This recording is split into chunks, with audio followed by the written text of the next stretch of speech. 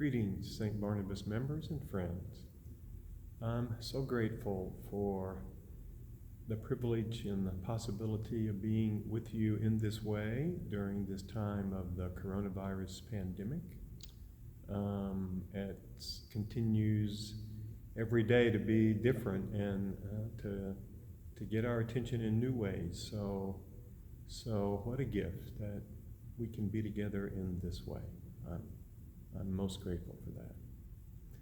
So, in these meditations, I've been inviting us to use the forms for individuals and families, the very simple forms that begin on page 137 of the Book of Common Prayer. And I've been offering reflections on the Lord's Prayer that is found in all those forms, and as I've said previously, it's found in virtually every liturgy in the Episcopal Church. It is the foundational prayer for perhaps all of Christendom. And so I wanted to invite us to perhaps be more present to this prayer and not just let it be a liturgical symbol or something that we make our way through quickly in our liturgy, but let it be more personal than that. Help us to be more present to it. So I offered thoughts on the opening Abba of us and encouraged us, first of all, that word Abba is Jesus' name for God, and that Jesus uses it to identify a relationship of the profoundest closeness. And so if naming God in that way doesn't identify that relationship for you, then whatever name would work for you, please. I encourage you to use that. Abba of us, and what we're accustomed to saying next is who art in heaven. And I like to be more literal at times with the Greek text because I think it helps us to hear it.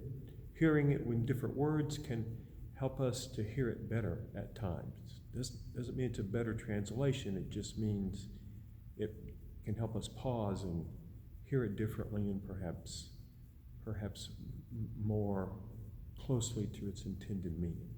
So literally, Abba of us who dwells in the heavens, who dwells in the heavens.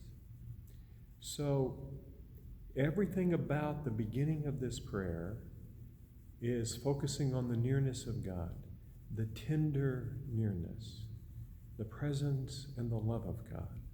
So acknowledging that God is the one who dwells in the heavens, the intention is not then to make God distant. The intention is not to focus on God's transcendence and remove God, but rather to bring us into the heavenly dimension with our God.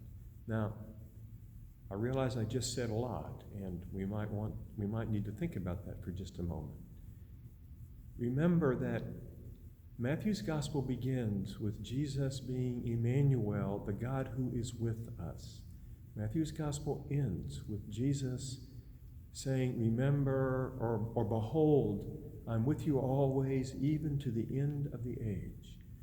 So, and then everything about Jesus' ministry is about bringing God close.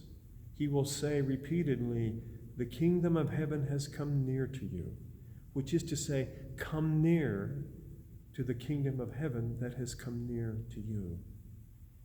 And Jesus lived in the nearness of God. Jesus lived in the heavenly dimension, and he knew he had come and was on his way to preparing us to live in the heavenly dimension, right here, right now. In Jesus, the transcendence of God and the immanence of God are united. The otherness of God and the nearness of God are united.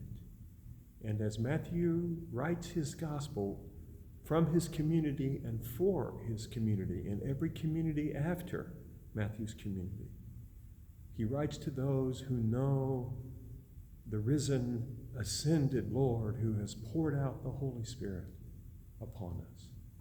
And so, the importance of this, who dwells in the heavens, would be to invite us to sink into the heavenly dimension within ourselves, even as we sink into the God who is near to us.